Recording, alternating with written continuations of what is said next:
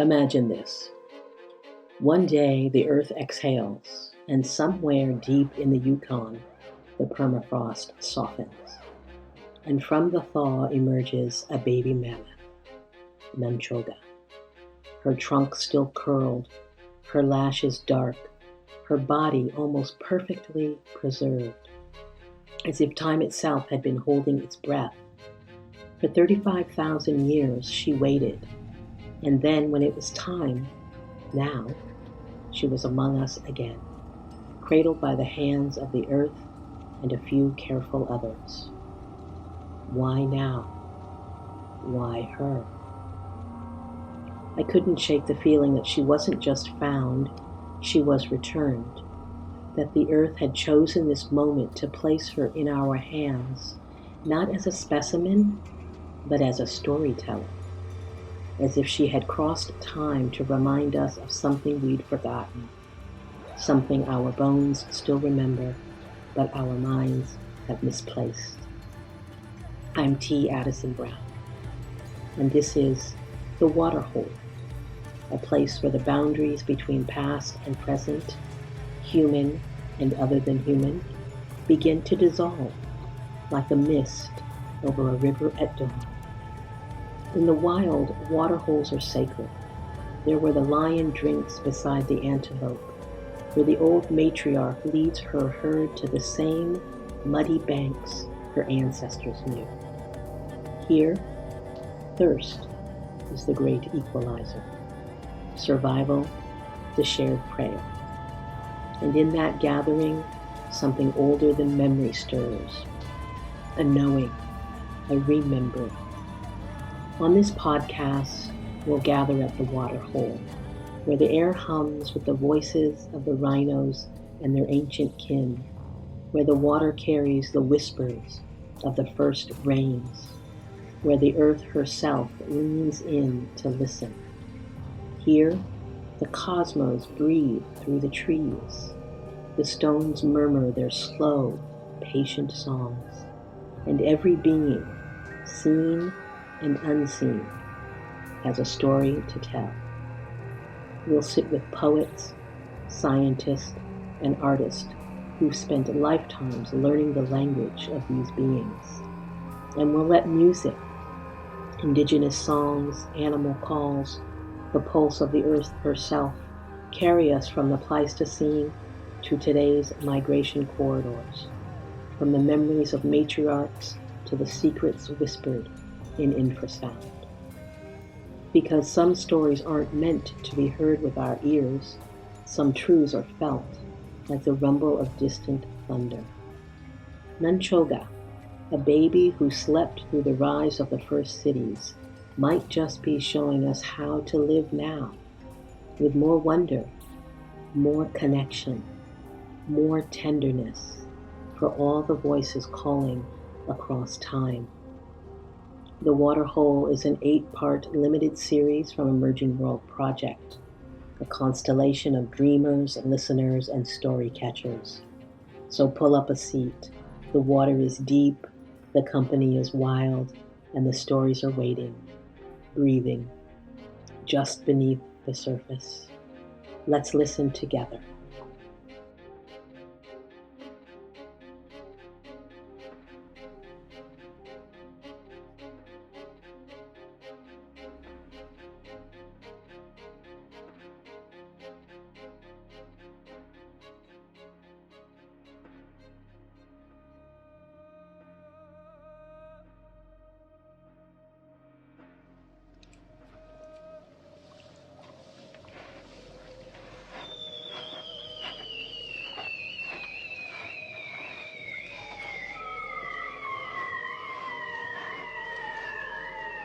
Airavata, Ray's Discovery.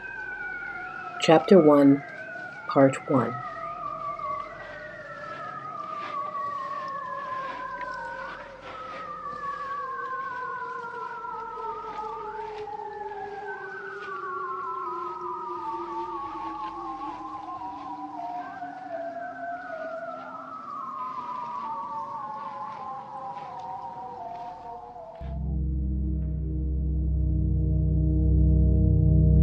Ray woke at 4 a.m. because that's when he always woke.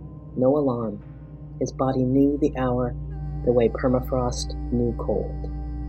He laid there for 3 minutes. He counted once, staring at the ceiling's water stain that looked like a continent he couldn't name. The silence pressed against his eardrums. He could hear his own pulse. Each morning he surfaced into consciousness with the same quiet dread, the same question he couldn't articulate. Is this it? Is this all there is? Then he got up, because what else was there to do? He didn't pray, didn't stretch or meditate or stand at the window watching the Yukon sky refuse to darken. He pissed, filled the kettle, turned the propane dial 3 clicks and waited for the flame to catch. The flame was blue, then orange at the tips. He watched it longer than necessary. Fire was honest at least. It consumed and gave warmth and asked nothing about meaning. He pulled on yesterday's thermal shirt, stiff with dried sweat and clay. His boots were by the door where he'd left them, always by the door. Sometimes he wondered what would happen if he just didn't put them on, if he stayed inside, let the day pass, but he always put them on. The coffee was instant, 2 spoonfuls, no sugar. He drank it standing at the counter, looking at nothing in particular. The kitchenette's fake wood paneling, the calendar still turned to May though it was June, the window facing east where the sun had been up for hours already and would stay up for hours more. Midnight sun season. Time got strange. Or maybe time was always strange, and the endless light just made it obvious. This terrible wheel of waking and working and sleeping that wasn't really sleeping, over and over. And for what? He washed the mug, put it in the rack, same mug every day, white with a chip on the rim. His sister had called last week, left a voicemail. Ray, I'm worried about you up there all alone. What are you even doing? What's the point? He hadn't called back. How do you explain that down there felt worse? Here, the emptiness was visible and he could swing a pick at it. The drive to the site was 14 minutes on the old mining road. The gravel popped under the truck's tires. He didn't turn on the radio. The silence felt like part of the routine, necessary as the coffee. Sometimes he thought about driving past the site. He might just keep going on the highway until he ran out of gas, or road, or north. But he always turned at the same place. At the site, he parked in the same spot, 20 feet from the permafrost exposure where the creek had cut through and revealed its own orange-brown face, glittering with ice crystals, even in June. The permafrost was older than anything human, older than worry, older than the question of whether life meant anything. It just was, frozen and patient, keeping its secrets. He envied it sometimes. He gathered his tools without thinking, pick, shovel, bucket, trowel, and the headlamp, though the sun was bright. You never knew when you might need to see into a shadow. His hands moved through the motions while his mind went elsewhere. This autopilot mode was mercy. If he thought too long about what he was doing, one man alone clawing at frozen earth for flecks of gold that would buy him what, exactly? Another year of this? He might not lift the pick at all. Ray had been working this claim for 3 years. Gold, mostly. Flakes and the occasional nugget in the gravel. Enough to keep going. Enough to not have to go back down south where his sister kept asking when he'd get a real job. Settle down. Stop hiding. He wasn't hiding. He was just here, somewhere, taking up space, moving through time. Wasn't that enough? Why did it have to mean something? The permafrost walls stood before him, indifferent. He set down his bucket and picked up the pick. This was not prayer. This was not ritual. This was what he did, day after day, until he didn't anymore. He swung. The pick bit into the frozen earth with a sound like a tooth cracking. He swung again, and again, The rhythm was almost soothing. Impact, recoil, impact. His shoulders remembered even when his mind drifted. He could do this for hours and had, losing himself in the repetition, the closest thing to peace that he knew. 3 hours in, his pick struck something that felt different. Not rock, not ice. Something that gave slightly, then held. Ray stopped. He wiped the sweat from his forehead despite the cold emanating from the permafrost face.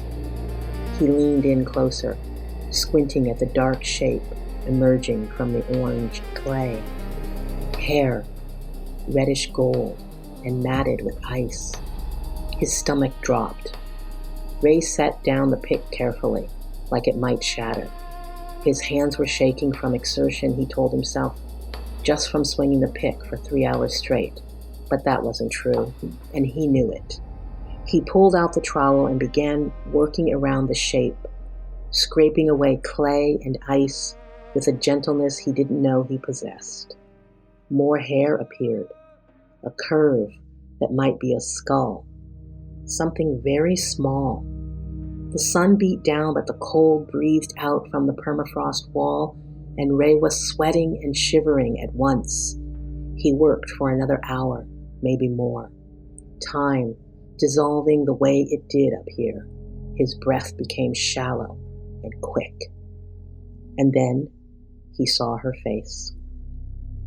The trunk curled against her chest like a sleeping child's thumb in its mouth. The eyes closed, the ears delicate as paper pressed flat, the fur golden red under his lamplight, though he didn't remember turning the lamp on. She was so tiny, a baby, emerging from the ice like something being born. Ray's knees hit the ground. Something cracked open inside his chest. Not his ribs, but something deeper, something frozen, some frozen chamber he hadn't known was there. A sound came out of him, raw and animal-like. His vision blurred, and he realized he was weeping. Not the polite tears of a sad movie, but great racking in sobs that shook his whole body. He couldn't stop, couldn't breathe. His hands were still holding the trowel, and they were shaking so hard, he dropped it. He didn't know why he was crying. It wasn't sadness exactly, though there was sadness in it, for this baby mammoth who had died so long ago, for her mother, who must have searched, for the herd that moved on without them. But it was bigger than that. It was a grief that had no name, no object. "I'm sorry," he heard himself say. "I'm sorry. I'm sorry. I'm sorry." The words came out like a prayer he'd never learned. He reached out with his trembling hand and touched her fur, preserved by the cold, and the touch broke something else loose. A longing so huge and wordless, it felt like it might split him open. A hunger to be held.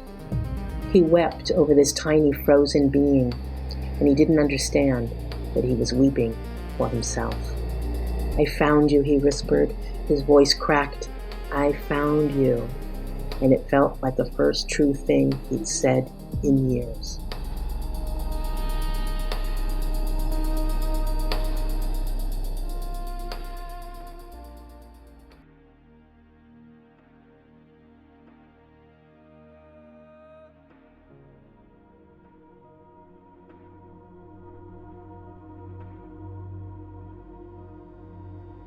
I invite you to let the mystery of this moment flow easily around you. The ribbons of the northern lights enveloping your full being. Stay with the preciousness of this encounter, easily expanding your presence. If you are able, place your hands on your heart. Feel the warmth start to bring gentleness to all that is frozen. the ribbons of the northern lights enveloping your being, expanding, easily expanding your presence.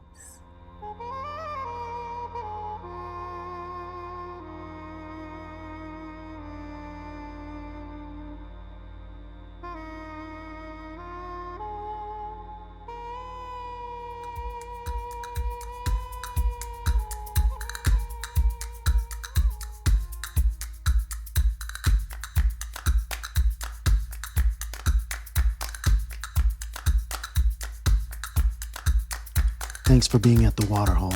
I'm Mark Adair Rios with Emerging World Project. If this story moves something in you, bring a friend next time. There's always room. Find us at emergingworldproject.org.